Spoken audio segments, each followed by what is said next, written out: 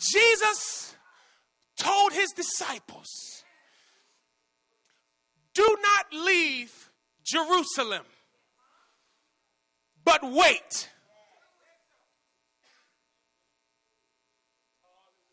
That's all he said, was wait.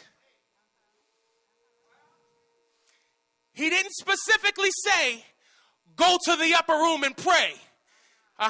He didn't say, call all the saints together and call a solemn assembly. He didn't say, go on fasting and prayer, but he said to wait. Somebody say wait. Many of us are waiting on God for something right now, but the question is, how are you waiting? For many of us, in our waiting, we're complaining. In our waiting, we're worrying. In our waiting, we're doubting. In our waiting, we're fainting. But what did the disciples do? They didn't know when he was coming. He said, just wait. He didn't give them a time frame. He said, just wait.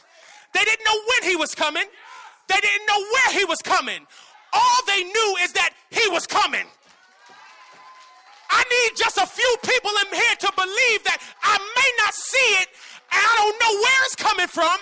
I don't know when he's coming, but suddenly God is about to show up for you. All they knew is that he was coming. I know he's coming. I know he's coming. I know he's coming. Don't be weary in your waiting. Don't be weary in your well-doing, for in due season, you shall reap if you faint not.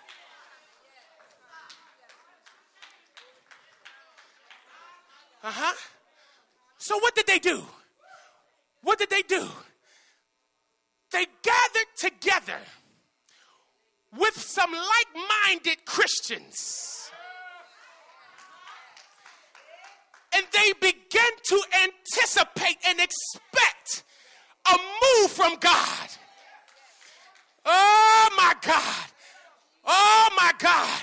We talked earlier today, but just two or three, just a few get together and begin to wait in expectation for God to do what he wants to do. They waited and they gathered together and began to pray, and they began to wait on and call on God. And suddenly,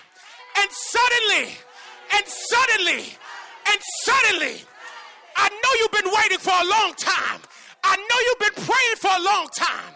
I know you've been believing God for a long time. But look at your neighbor and say, suddenly. Oh, just like that, it's going to happen suddenly. But it's your posture and how you're waiting that will determine your suddenly. 1 minute you're going to be sitting in your seat praying, and suddenly the Spirit of God is going to come upon you. 1 minute you're going to be singing the songs of Zion, and suddenly the Spirit of God is going to overtake you. 1 minute you're going to be clapping your hands and doing your dance, and suddenly God is going to change your situation around. Come on, some of you are just one prayer away. Some of you are just one praise away. Some of you are just one cry away. Some of you are just one shout away. And suddenly,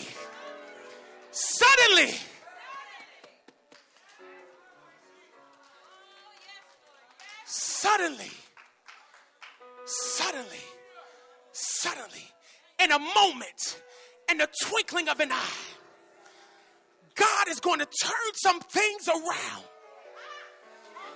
How many people believe that? That suddenly. That's why we got to continue to pray. That's why David said that I will bless the Lord at all times, and his praise shall continually be in my mouth. He said, I'll bless the Lord at all times. It may not look like it's turning around, but I'm going to bless him at all times.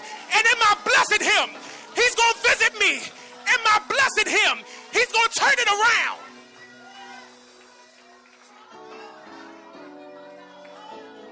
Oh,